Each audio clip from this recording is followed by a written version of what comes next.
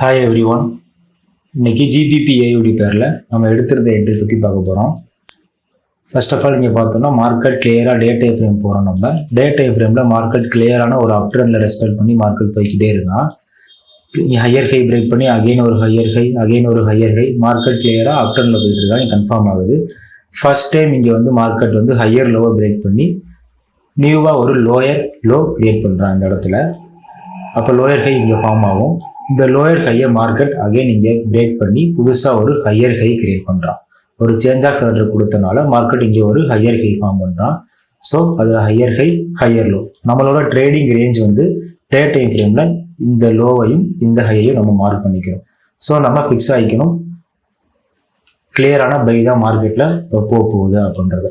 So நமக்கு ப்ராப்பரான entry வேணும் அப்படின்றதுக்காக இன்னும் நம்ம கன்ஃபர்மேஷன் இதுக்காக நம்ம இதோட லோயர் டைம் ஃப்ரேமான 4 ஹவர் டைம் ஃப்ரேம்க்கு நம்ம போகிறோம்.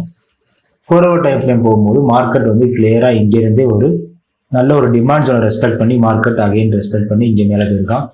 மார்க்கெட் அகைன் இங்கேருந்து ரெஸ்பெக்ட் பண்ணி அகைன் மேலே போகிறான்.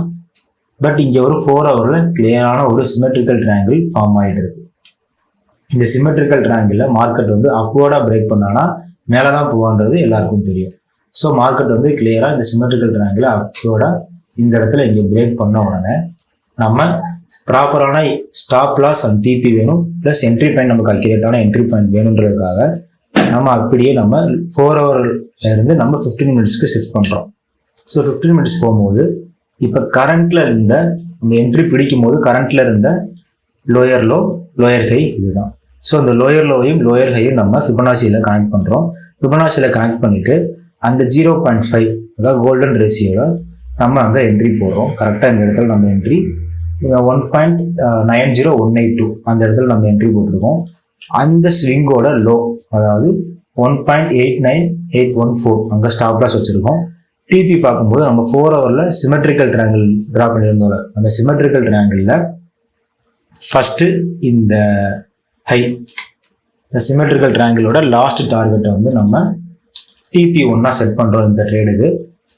அகைன் TP1 மார்க்கெட் ஹிட் ஆன உடனே நம்ம பார்சியலாக க்ளோஸ் பண்ணிட்டு கூட நம்ம TP2 வந்து அதுக்கு மேலே இருக்கிற ரீசெண்டாக இருக்கிற சப்ளை ஜோனை டார்கெட் பண்ணுறோம். ஸோ TP2 இங்கே, TP1 இங்கே.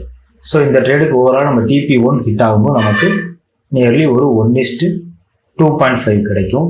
TP2 ஹிட் ஆச்சுன்னா நமக்கு 1:4 கிடைக்கும் நியர்லி. தேங்க்யூ.